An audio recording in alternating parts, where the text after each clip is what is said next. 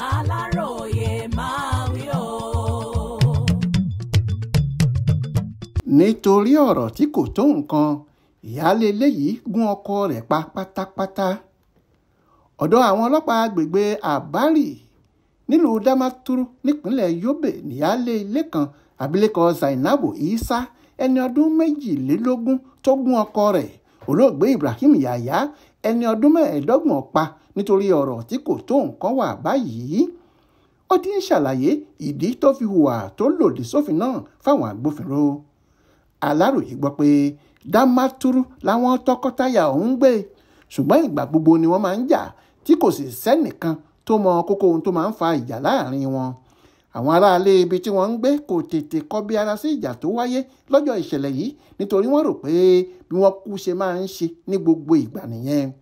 Ṣùgbọ́n ìjà ti ọ̀tẹ̀ yìí yàtọ̀ nítorí nínú èyí tó wáyé gbẹ̀yìn yìí ni ìyàwó náà ti fa ọ̀bẹ aṣọ́rọ̀ kan yọ ìgbà àyà ló ti fi gún ọkọ rẹ̀ tíyẹn sì fi gbé bọnu ló bá gbabẹ̀ sọdá.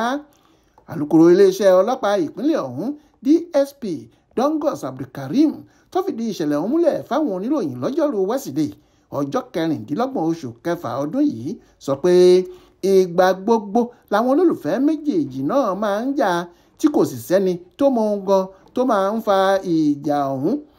Èyí tó wáyé gbẹ̀yìn yìí láàrin àwọn tọkọtaya ló ṣokùnfà ikú ọkọ náà lójijì. Àtẹ̀jáde kan tí wọ́n fi síta lórí ìṣẹ̀lẹ̀ náà ni Abdulkareem ti ṣàlàyé pé àwọn aráalé tí tọkọtaya méjì kan ń gbé lágbègbè Àbárì ni wọ́n lọ fìṣẹ̀lẹ̀ ọ̀hún tó àwọn ọlọ́pàá létí lẹ́yìn tí abilékọ Isa gún ọkọ rẹ̀ pa pátápátá lásìkò tí ìjà wáyé láàrin àwọn méjèèjì. Àwọn agbófinró ti fọwọ́ òfin mú ìyàwó náà lọ sọ́dọ̀ wọn. Ó sì ti jẹ́wọ́ pé lóòótọ́ lòun gún ọkọ òun pa ṣùgbọ́n iṣẹ́ èṣù ni òun kò sì mọ bí èṣù ṣe gba owó òun lò bẹ́ẹ̀.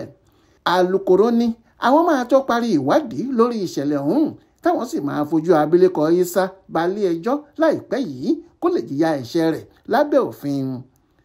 Adéwálé Adéoyè ló ṣàkójọpọ̀ ìròyìn ọ̀hún fún Aláròyé online television.